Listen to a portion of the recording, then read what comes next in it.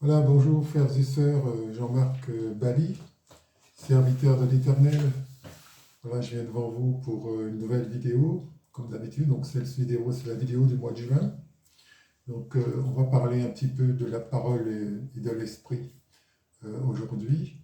Et puis on va essayer d'approfondir le sujet pour connaître mieux notre Dieu et connaître mieux les choses qu'il a créées, mieux les comprendre et pouvoir effectivement les mettre en œuvre dans notre vie de disciples de Jésus-Christ. Voilà, on va prier et puis entrer dans le vif du sujet comme je le fais d'habitude. Père éternel, je te rends grâce, je te bénis, tu es le Tout-Puissant, tu es le Seigneur des Seigneurs, le Roi des Rois. Père, je te remercie pour ce moment que nous allons passer avec toi.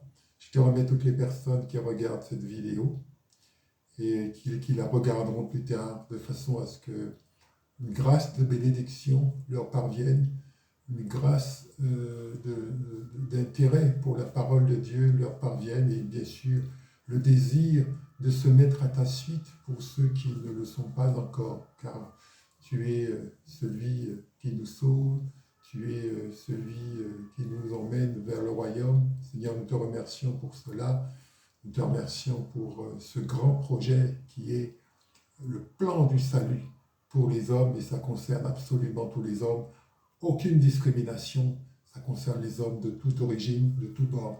Voilà Seigneur, je te rends grâce, je te bénis, au nom de Jésus-Christ, le Fils unique de Dieu. Je prends autorité maintenant sur tout esprit impur, je commande à tout esprit impur d'origine démoniaque ou autre de quitter ces lieux, de ne pas intervenir en aucune façon. Au nom puissant de Jésus-Christ, je vous commande d'être soumis à l'autorité du nom de Jésus. Je bénis le Seigneur le Tout-Puissant parce qu'il nous a donné le pouvoir de marcher sur les serpents et les scorpions, c'est écrit dans Luc 10, 19. Et voilà, nous devons apprendre à exercer notre autorité par rapport au monde des ténèbres qui nous entoure. Je bénis le Seigneur, je te rends grâce. Voilà, merci Seigneur.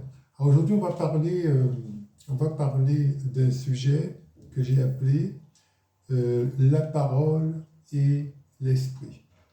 La parole et l'esprit, c'est-à-dire essayer de comprendre un peu comment ces deux éléments fonctionnent ensemble et comment Dieu a fait les choses pour que la parole et l'esprit puissent converger, n'est-ce pas, et faire que ce soit la volonté de Dieu qui s'accomplisse. Voilà. Donc l'Esprit de Dieu agit en accord avec la parole, une parole, toujours. Voilà, excusez-moi, j'ai quelques petits trucs, voilà. Et Dieu veille à ce que ce soit sa parole qui s'accomplisse. Voilà. Et le Seigneur nous pousse à comprendre de mieux en mieux la manière dont les choses fonctionnent. Voilà. Alors on va prendre une première parole puisque, comme vous avez l'habitude, ceux qui ont l'habitude de me suivre, je fonctionne toujours avec une base biblique. Donc on va prendre Jérémie chapitre 1, verset 11. Donc voilà, vous remarquez qu'on est toujours dans la même situation, donc j'ai toujours mon écran pour vous permettre de voir un peu les versets que je cite petit à petit. Voilà. Alors Jérémie 1, verset 11, il est écrit « La parole de l'Éternel me fut adressée en ces mots. Que vois-tu, Jérémie ?» Je répondis, « Je vois une branche d'amandier. » Et l'Éternel me dit, « Tu as bien vu, car je veille sur ma parole pour que ma parole s'accomplisse. » Je relis Jérémie chapitre 1, versets 11 à 12. Il est écrit, « La parole de l'Éternel me fut adressée en ces mots. Que vois-tu, Jérémie ? Je répondis, « Je vois une branche d'amandier. » Et l'Éternel me dit, « Tu as bien vu, car je veille sur ma parole pour l'exécuter. » Vous voyez ? Donc ce passage en dit long sur l'attitude de Dieu vis-à-vis de sa parole. Et il dit à Jérémie, je veille sur ma parole pour qu'elle s'exécute. Donc, ça veut dire que le Seigneur Dieu agit dans le monde, de façon, dans le monde, pas seulement dans le monde, pas seulement sur la terre, mais aussi dans les cieux, agit de façon à ce que ce soit sa parole qui se réalise et que ce soit sa parole qui s'accomplisse. Donc, il y a une vigilance de Dieu sur les événements qui se déroulent, de manière à les corriger, de manière à les rendre conformes à ce que dit sa parole. Sa parole, c'est quoi? Mais c'est la parole qu'il nous a laissée. C'est la Bible, n'est-ce pas? C'est la Bible et tout ce qui est écrit dans la Bible, tout ce qui est prophétie dans la Bible doit s'accomplir. Et le Seigneur, donc, va veiller à ce que toute sa parole s'accomplisse. Voilà ce qu'il est en train de dire à Jérémie, et que nous sommes, nous aussi, des siècles après Jérémie, nous vivons exactement la même chose. Ne croyez pas que le monde est livré à lui-même. Ne croyez pas que Dieu a livré le monde aux dirigeants de ce monde, les présidents, les rois, tous ceux qui dirigent de larges groupes de personnes. Non. Le Seigneur, l'Éternel, a toujours le contrôle sur ce qui se passe dans le monde et ce qu'il a dit qu'il va se faire. Donc, vous avez une parole qui me vient là, c'est le Seigneur dit que mais au moment du retour de Jésus-Christ, le Christ lui-même ne sait pas quand est-ce qu'il reviendra, mais le Père le sait. Vous voyez? Le Père le sait. Voilà. Donc, ça montre que le Seigneur a déjà fixé un temps pour que le jugement se fasse sur la terre. C'est déjà fait. Ce n'est pas quelque chose qu'il est en train de faire. Est-ce qu'on va voir, est-ce que ça va se faire ou pas? Non. Il a déjà fixé le moment auquel le monde va être jugé par l'homme qu'il a choisi, c'est-à-dire Jésus-Christ. Ouais. Voilà. Donc la parole de Dieu doit s'accomplir, va s'accomplir. Ça, c'était un premier plan très très important sur ce que je voulais vous dire sur ce message. Voilà. Ensuite, on va passer au slide suivant, voilà, que j'ai appelé la parole puissante. Toujours la parole, on parle de la parole puissante. Donc je vais lire la base biblique associée, Hébreux chapitre 1, à partir du verset 3. Le verset 3, il est écrit « Et qui, étant le reflet de sa gloire », donc là on parle de Jésus, l'apôtre Paul parle de Jésus, et qui étant le reflet de sa gloire et l'empreinte de sa personne, soutenant toutes choses par sa parole puissante, il a fait la purification des péchés et s'est assis à la droite de la majesté divine dans les lieux très hauts. Je reprends. Hébreux 1, 3. Il est écrit « Et qui, étant le reflet de sa gloire, et l'empreinte de sa personne, et soutenant toutes choses par sa parole puissante. Il a fait la purification des péchés et s'est assis à la droite de la majesté divine dans les lieux très hauts. Donc ici, dans ce passage, vous comprenez bien qu'on parle de Jésus-Christ, d'accord? Donc il est le reflet de la gloire du Père. Comme je le dis parfois, Jésus-Christ n'est pas le Père. Jésus-Christ est le Fils du Père. D'accord? Jésus-Christ a un Dieu, puisqu'il prie. Jésus-Christ prie son Dieu. Son Dieu, c'est son Père, n'est-ce pas? Donc il y a un seul Dieu qui est le Père, n'est-ce pas? On est obligé de répéter les choses, de redire les choses de manière à ce que ça soit clair. Jésus-Christ prie son Père, d'accord? Donc Jésus-Christ n'est pas Dieu, Jésus-Christ est le Fils de Dieu, d'accord? Ensuite, il dit donc le reflet de sa gloire, comme vous pouvez le voir sur l'image, l'empreinte de sa personne, donc on parle du Père ici, d'accord? Donc il est le Fils et le reflet de la gloire du Père, il est l'empreinte de la personne du Père, d'accord? Et le Fils soutient toutes choses par sa parole puissante. D'accord? et bien sûr, ça, on parle de l'œuvre de la croix, il a fait la purification des péchés, ça c'est l'œuvre de la croix, et s'est assis à la droite de la majesté divine dans le lieu très haut. Ça veut dire c'est la position qu'occupe Jésus-Christ aujourd'hui à la droite de son Père. Voilà, donc ouais, c'est assez clair à comprendre. Voilà.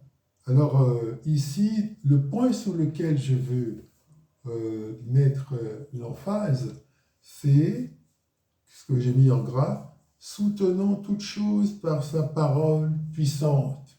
Ça veut dire que quand Jésus-Christ parle et dit une parole sur une situation donnée, ce qu'il a dit, c'est ce qui va s'accomplir. C'est-à-dire que l'Esprit de Dieu va venir jouer son rôle à ce niveau-là et exécuter toutes les instructions qui sont contenues dans la parole que Jésus a prononcée.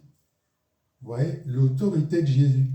Donc effectivement, quand Jésus parle sur un sujet quelconque, rappelez-vous par exemple un épisode très touchant qui est celui de la malédiction qu'il a envoyé sur un figuier, d'accord ? Sur un figuier. Et peu de temps après, le figuier a commencé à dessécher. C'est dans le livre de Matthieu, chapitre 21, à partir du verset 20, où on voit effectivement qu'un figuier a été maudit par une parole que Jésus a prononcée. Vous voyez ? Donc ça montre que la parole a de la puissance et que la parole, elle est vivante. Quand on dit parole vivante, on entend toujours ça. Ça veut dire que c'est une parole qui est destinée à s'accomplir. Et autrement, les paroles qui ne sont pas destinées à s'accomplir, on les appelle, on dit, elles sont lettres mortes. C'est-à-dire, c'est des paroles qui sont dites comme ça, mais c'est des paroles qui ne vont pas s'accomplir. Donc, il y a deux catégories de paroles. Il y a les paroles vivantes, paroles de Dieu, destinées à s'accomplir. Ce qu'il a dit, c'est ce qui va se faire. Et puis, il y a les autres paroles qui n'ont pas de souffle, qui n'ont pas de vie, où derrière, il n'y a pas d'esprit. Quand on dit il n'y a pas de souffle, ça veut dire derrière, il n'y a pas d'esprit.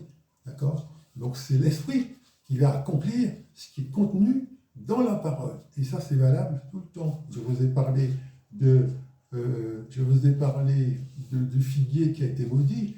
Il y a aussi la parole que Jésus a prononcée lorsqu'il instituait l'Église avec Pierre. Et il a dit à Pierre, mais tu es Pierre, tu es Pierre, et sur toi, sur ce roc, je bâtirai mon Église. C'est dans le livre de Matthieu, chapitre 16, à partir du verset 17, où effectivement, par une parole, Jésus va mettre la stabilité de l'Église, ce qui fait que l'Église de Jésus-Christ ne sera jamais renversée par les forces du mal. Il dit,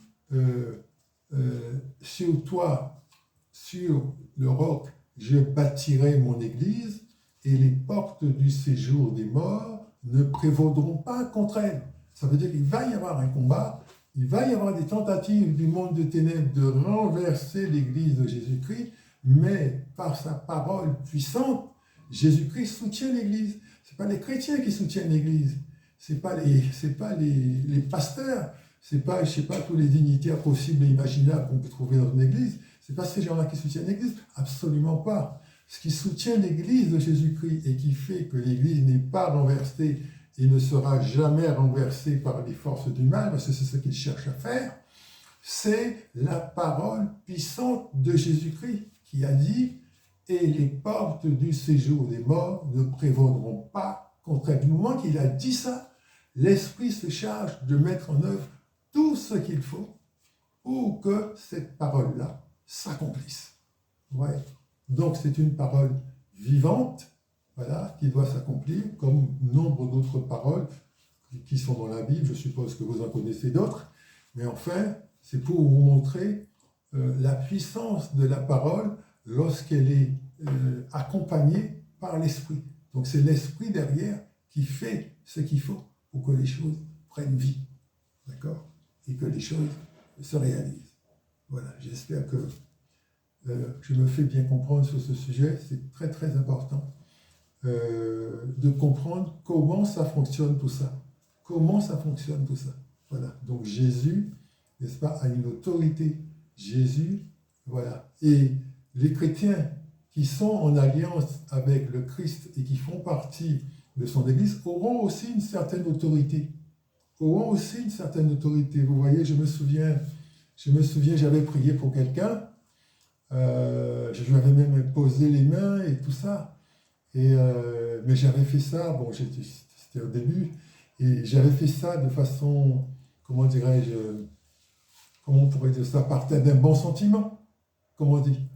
Mais l'Esprit de Dieu m'a tellement persécuté, après ça, m'a tellement harcelé, je sentais vraiment que l'Esprit n'était pas content après moi, parce que j'ai béni quelqu'un que je n'aurais pas dû bénir, vous voyez.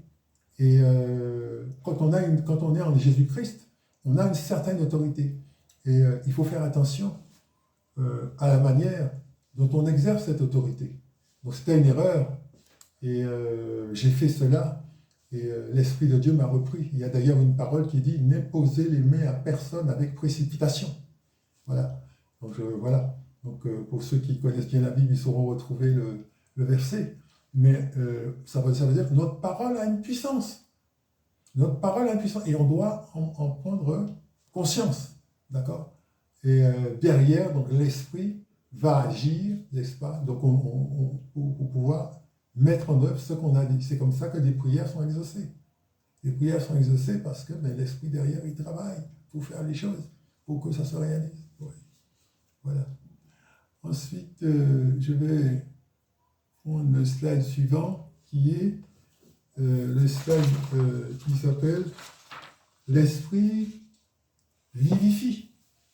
L'Esprit vivifie, ça veut dire que l'Esprit apporte la vie, n'est-ce pas? Jean, j'ai pris donc le passage de Jean chapitre 6, verset 63, il est écrit « C'est l'Esprit qui vivifie, la chair ne sert de rien. Les paroles que je vous ai dites sont esprit et vie. » Je reprends. Jean chapitre 6, verset 63. C'est l'Esprit qui vivifie. La chair ne sert de rien.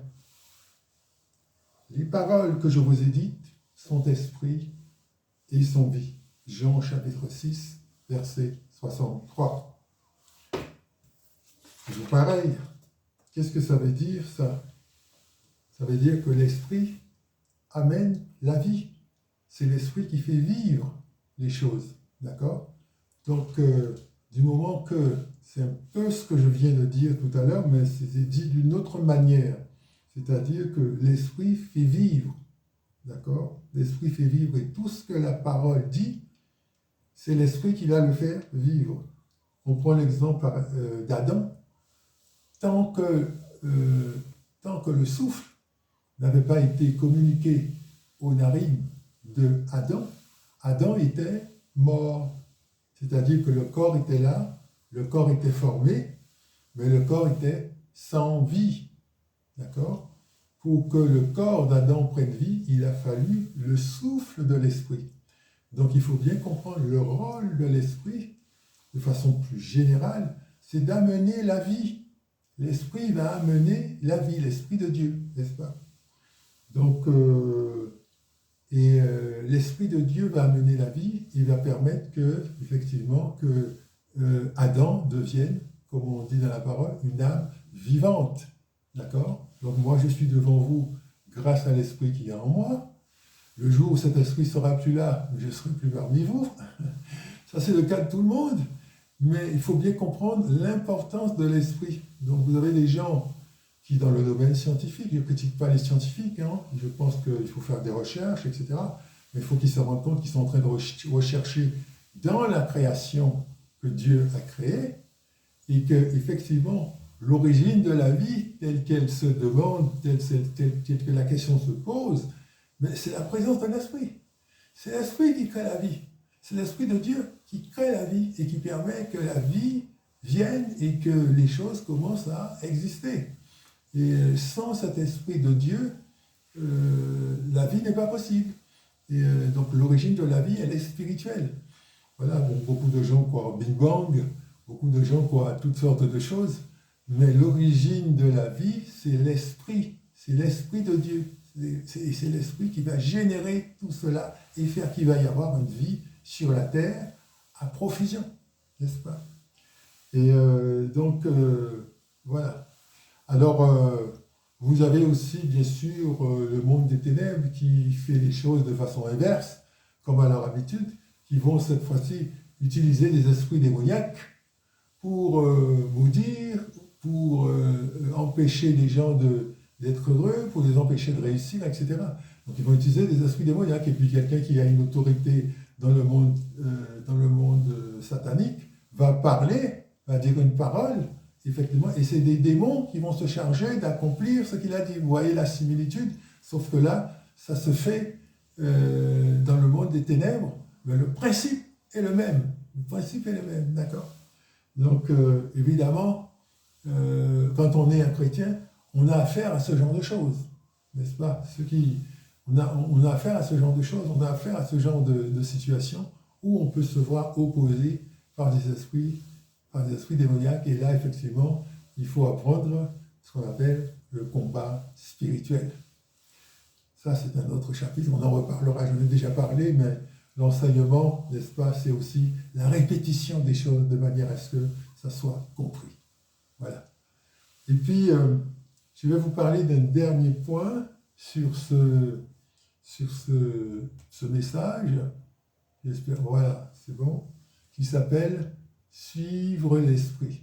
Suivre l'esprit. J'espère que vous voyez bien l'image de mon côté. Je n'ai toujours pas d'ordinateur, mais ça ne fait rien.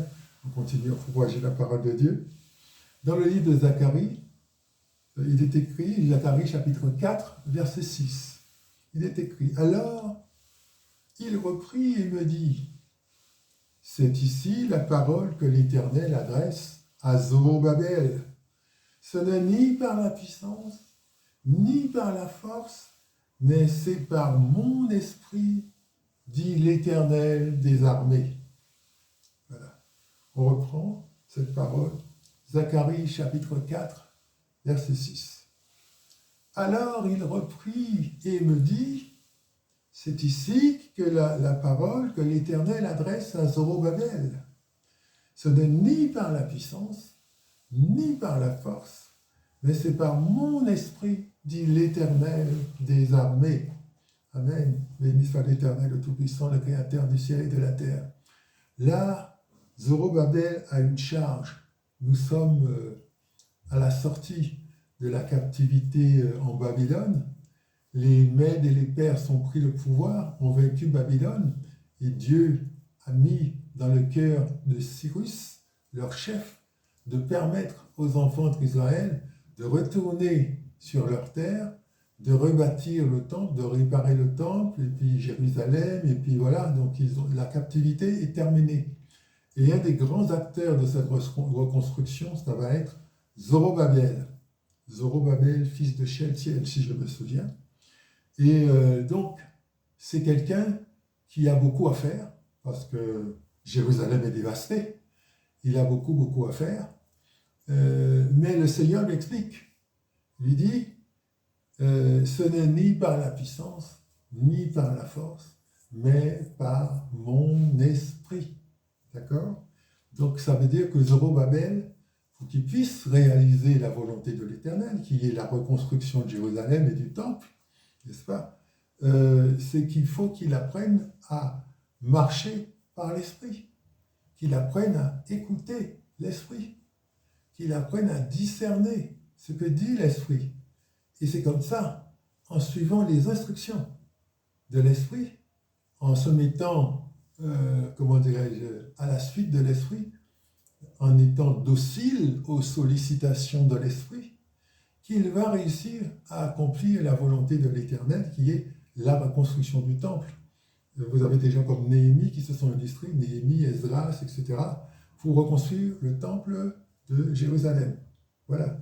Donc, et c'est ça aussi que le disciple de Jésus-Christ doit apprendre à faire.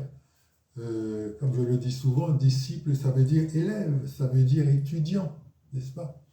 Et ça veut dire on doit recevoir un enseignement, on doit recevoir quelque chose de Dieu qui va faire que, effectivement, on va commencer à marcher d'une certaine façon, non pas comme on marcherait si on était seul, mais marcher de manière à ce que on soit conforme à ce que nous dit l'Esprit, n'est-ce pas?